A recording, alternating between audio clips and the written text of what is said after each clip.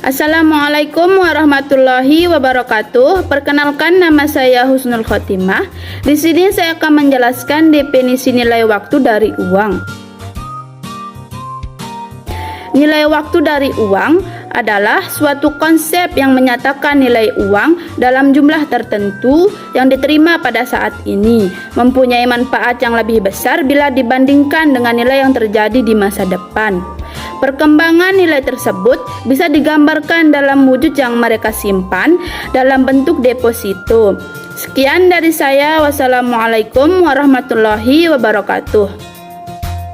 Assalamualaikum warahmatullahi wabarakatuh. Perkenalkan, nama saya Nurul Dwi Aprilia. Di sini saya akan menjelaskan tentang manfaat nilai waktu dari uang. Yang pertama, membantu menabung secara terencana dengan mempertimbangkan jumlah uang yang harus disimpan untuk mencapai tujuan menabungmu. Yang kedua, mengetahui kapan kamu harus menggunakan uang, apakah digunakan saat ini atau di waktu yang akan datang. Yang ketiga, jika memiliki bisnis, kamu dapat menghitung dan membuat anggaran produksi, produk development, hingga inovasi. Yang keempat, mengetahui apakah investasi yang dilakukan menguntungkan atau tidak bagi bisnis dan membantu membuat keputusan dalam berinvestasi. Yang kelima, membantumu untuk lebih berhati-hati ketika berinvestasi dengan mencari peluang dan waktu yang tepat supaya bisa meraih profit lebih banyak. Sekian dari saya. Wassalamualaikum warahmatullahi wabarakatuh. Assalamualaikum warahmatullahi wabarakatuh. Perkenalkan, nama saya Mutia Hawatistika dengan NIM A1C021018. Di sini saya akan menjelaskan mengenai risiko dan imbal hasil. Yang pertama adalah pengertian risiko. Risiko adalah perbedaan antara imbal hasil aktual dengan imbal hasil yang diharapkan.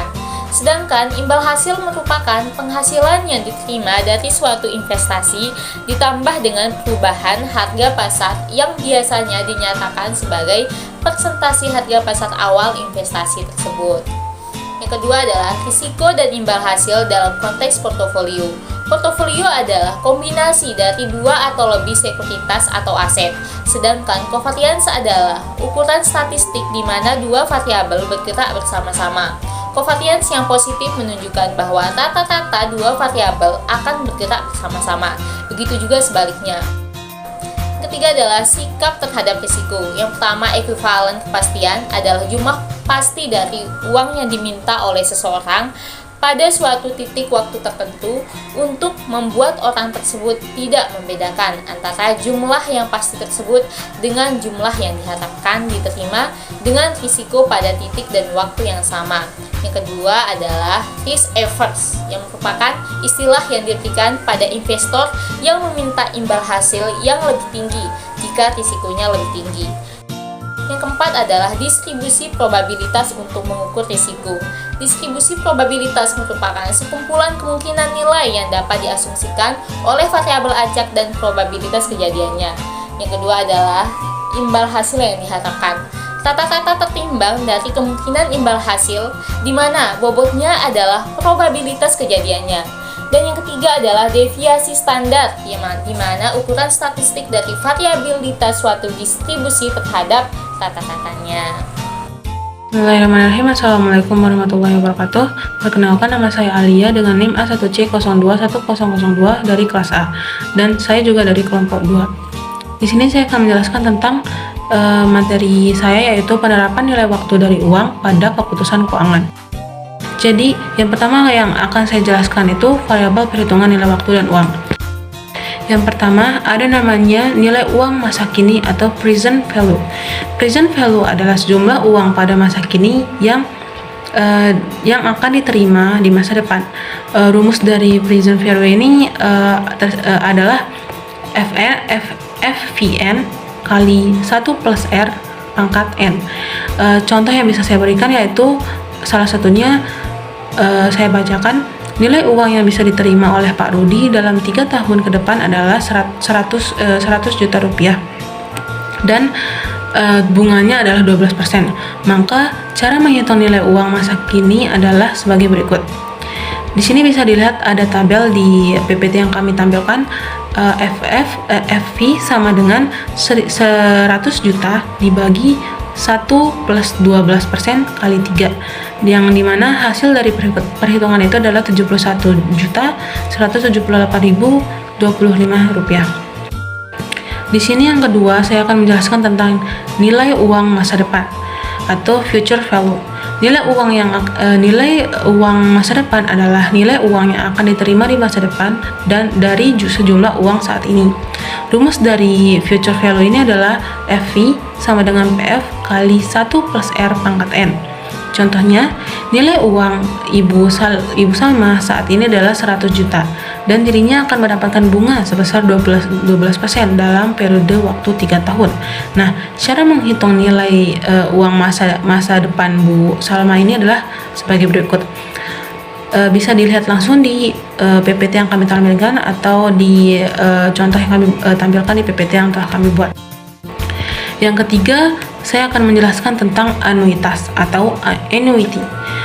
Konsep anuitas merupakan suatu perhitungan pada rangkaian pembayaran dengan jumlah yang sama besar pada setiap interval pembayaran, di mana besar maupun kecilnya jumlah pembayaran pada setiap interval tergantung kepada jumlah yang memberikan pinjaman, jangka waktu dan orang yang memberikan pinjaman, jangka waktu dan tingkat bunganya.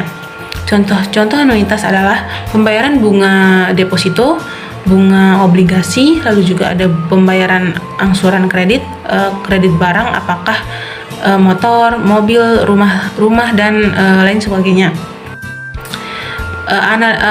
Annuity atau anuitas ini dibagi menjadi dua, yaitu anuitas nilai majemuk dan juga anuitas nilai sekarang.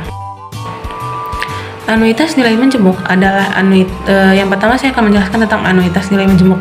Anuitas nilai majemuk adalah di mana pembayaran dapat dilakukan dengan jumlah yang sama untuk setiap periodenya sebagai nilai akhir penerimaan atau pembayaran. Rumusnya adalah FVA sama dengan R1 kali 1 plus I pangkat N-1 plus R2 kali 1 plus I pangkat N-2 dan seterusnya sampai Rn kali 1 plus I pangkat N-N. Rumus menghitung anuitas nilai majemuk ini adalah sebagai berikut sesuai dengan yang ada di PPT, yaitu FVAN sama dengan R kali 1 plus N pangkat N-1 per I. Keterangan FEAN itu sendiri adalah nilai sekarang anuitas sampai periode N. Yang R maksudnya adalah pembayaran atau penerimaan setiap periode. Yang I tingkat bunga dan N jumlah waktu anuitas. Selanjutnya, saya akan memberikan contoh dari anuitas nilai majemuk ini. Yang pertama, ada contoh yang pembayarannya sama, yaitu Wendo menginginkan sebuah sepeda motor. Untuk itu, ia menyimpan uangnya sebesar 22 juta. Setiap akhir tahun di bank ABC dengan tingkat bunga 12% per tahunnya. Berapakah jumlah berapakah jumlah uang Wendo pada akhir tahun kelima? Rumusnya sama seperti tadi dan hasil dari perhitungan itu adalah Rp12.705.600. Yang contoh kedua itu jika pembayaran tak sama, yaitu Ita menabung di bank ABC setiap tahun berturut-turut sebagai berikut: 500.000, 1 juta, 1.500.000 dengan tingkat bunga per tahunnya 10%. Hitunglah uang Ita pada akhir tahun keempat. Di sini perhitungannya sesuai dengan rumus yang tadi dan hasil dari perhitungan tersebut adalah Rp4.325.500. Yang kedua itu anuitas nilai sekarang. Di sini teman-teman bisa melihat rumusnya yang di PPT yang telah kami siapkan. Di sini saya akan memberikan keterangannya saja. Keterangan dari PVAN adalah nilai sekarang anuitas sampai periode N. R artinya pembayaran atau penerimaan setiap periode. I sama dengan tingkat bunga dan N jumlah waktu anuitas. Di sini bisa dilihat langsung ya rumus dari anuitas nilai sekarang sendiri.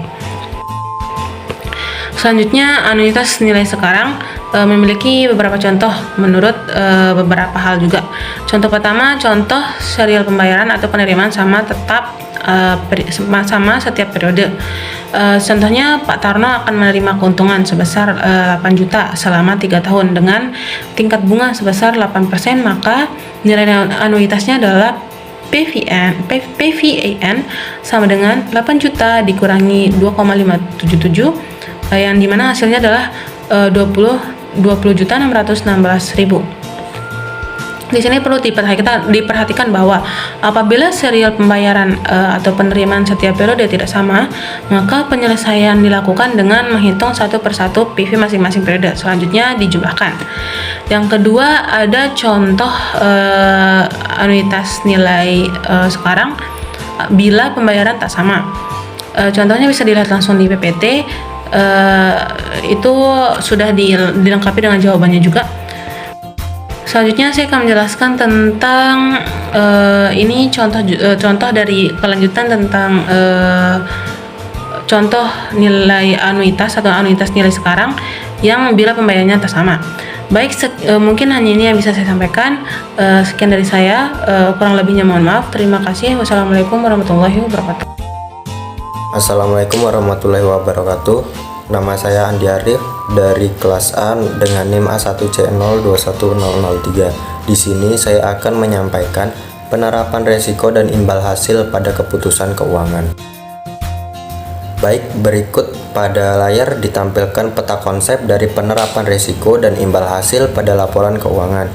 Yang pertama yaitu ada perencanaan, kemudian pelaksanaan, kemudian identifikasi risiko, kemudian evaluasi dan pengukuran risiko, kemudian pengelolaan risiko, dan pengendalian. Langkah pertama pada penerapan risiko dan imbal hasil pada laporan keuangan yaitu perencanaan. Perencanaan manajemen risiko bisa dimulai dengan menetapkan visi, misi, dan tujuan, lalu juga penetapan target, kebijakan, serta prosedur yang berkaitan dengan manajemen risiko, dan alangkah lebih baiknya jika hal tersebut dituangkan secara tertulis. Pada tahapan perencanaan terdapat 3 langkah. Yang pertama yaitu identifikasi risiko. Identifikasi risiko dilakukan untuk mengidentifikasi risiko-risiko apa saja yang dihadapi oleh suatu organisasi. Teknik untuk mengidentifikasi risiko, misal dengan menelusuri sumber risiko sampai terjadinya peristiwa yang tidak diinginkan. Tahap yang kedua yaitu evaluasi dan pengukuran risiko. Tujuan evaluasi risiko adalah untuk memahami karakteristik risiko dengan lebih baik. Jika kita memperoleh pemahaman yang lebih baik, maka risiko akan lebih mudah dikendalikan. Evaluasi yang lebih sistematis dilakukan untuk mengukur risiko tersebut. Yang ketiga yaitu pengelolaan risiko. Risiko harus dikelola. Jika tidak, maka konsekuensinya bisa cukup serius. Misal, kerugian yang cukup besar. Risiko bisa dikelola dengan berbagai cara, antara lain penghindaran, menahan risiko, pengendalian, dan pendanaan risiko. Kemudian langkah yang kedua yaitu pelaksanaan. Pelaksanaan manajemen risiko meliputi aktivitas operasional yang berkaitan dengan manajemen risiko. Proses identifikasi dan pengukuran risiko kemudian diteruskan dengan manajemen atau pengelolaan risiko, yang merupakan aktivitas operasional yang utama dari manajemen risiko. Kemudian langkah ketiga yaitu pengendalian. Tahap berikutnya dari proses manajemen risiko adalah pengendalian yang meliputi evaluasi secara periodik pelaksanaan manajemen risiko, output pelaporan yang dihasilkan oleh manajemen risiko, dan umpan balik atau feedback. Format pelaporan manajemen risiko bervariasi dari satu organisasi ke organisasi lainnya dan dari satu kegiatan ke kegiatan lainnya.